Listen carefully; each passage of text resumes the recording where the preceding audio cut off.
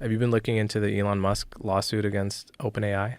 I don't know what's going on with that. Oh, it's No. super interesting. Tell me what happened. To me, at least. Yeah. All right. So Elon started, was part of co-founding this nonprofit organization called OpenAI 6-7 years ago, whenever it was.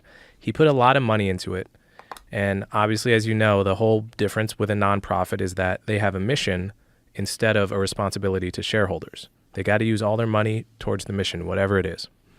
And the mission of OpenAI was originally to make artificial general intelligence, human-level intelligence, that was not motivated by profit so that they could focus only on making it safely and open source, meaning everyone can see the code so that they can harness the responsible energies of humanity to perfect it. Elon was very passionate about this. He was worried about all the downside potentials of AI, so he funded this.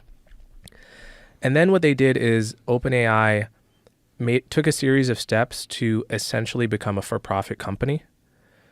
And they created a for-profit, an LLC, or a limited partnership, which is for all practical purposes the same thing. And they put that entity inside the nonprofit so that the nonprofit essentially owns most of that for-profit. So it's like Hamas being under a hospital. Yeah, exactly. This exactly. So wow. So, and then what happened is Microsoft got in. So what happens is with that for-profit, now you can attract tons of investment because big-time investors aren't going to come into a nonprofit knowing there's no return unless they have a charity motive. Once you got the for-profit, you're 10 or 100xing the amount of investment you can get because you're promising people a return. So they raise all this money. They get a ton of money from Microsoft, who gets a minority share of the company. Microsoft might own, I don't actually know what they own, but it may be like 49% of the company, right? So that OpenAI can still make all the decisions, but Microsoft owns a big portion of the company. And so they create ChatGPT and they make it closed source, meaning, no one can see the code, and they're essentially now just a for-profit company working precisely at cross purposes with the original nonprofit. And Elon says, well, this is like on its face, this shouldn't be legal. I invested money on the basis of you guys being a nonprofit, making safe open source AGI. And now through clever, putting companies inside of companies, you've made it into a for-profit and you operate like any other AI company.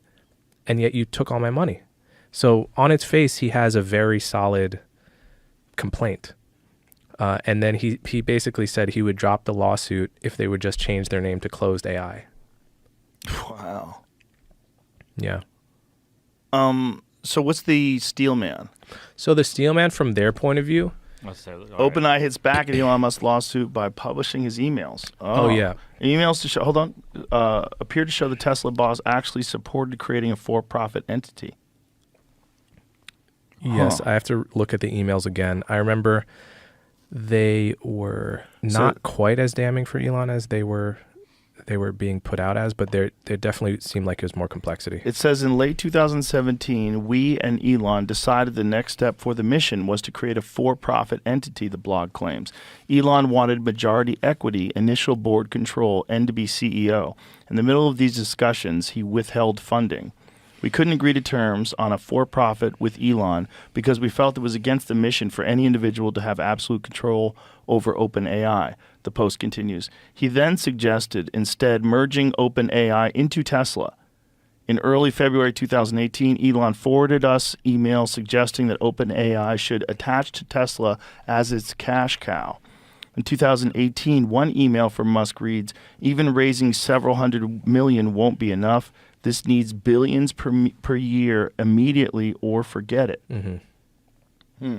That makes it more complicated, right? Yes. Amid the refusal to grant Musk total control of the blog claims, the SpaceX founder soon chose to leave OpenAI, saying that our probability of success was zero and that he planned to build an AGI competitor within Tesla. Musk created his own AI company, xAI, last year. We're sad that it's come. We're sad that it's come to this with someone who we deeply admired, someone who inspired us to aim higher, then told us we would fail, starting a competitor, and then sued us when we started making meaningful progress towards OpenAI's mission without him. The blog says. Yeah. So it seems like there could be a fault on both sides. From my point of view, it's indisputable that OpenAI started as a nonprofit and then cleverly became a for-profit. Now, whether that's such a bad thing is a separate question. Whether it needs that funding, like whether it's imperative that in order to, like, first of all, I mean, do they think in terms of national security? Because if we're on a race to create artificial intelligence, and it seems like we are, and if the competitors are other superpowers where it would be absolutely terrifying if they achieve sentient artificial AI they have control of before us. Yeah. It's kind of a national security imperative. I would agree. So then if they don't get the funding from a for-profit, so how do they do it then? Well, that was their point. So the truth is it may have just not been smart to start it as a nonprofit to begin with. That's my guess is they went into that decision hastily, and then idealistically, that's right. And then quickly realized that they were going to be completely irrelevant to the world of AI unless they somehow became a for-profit. And so they did it this way as opposed to just starting a new entity.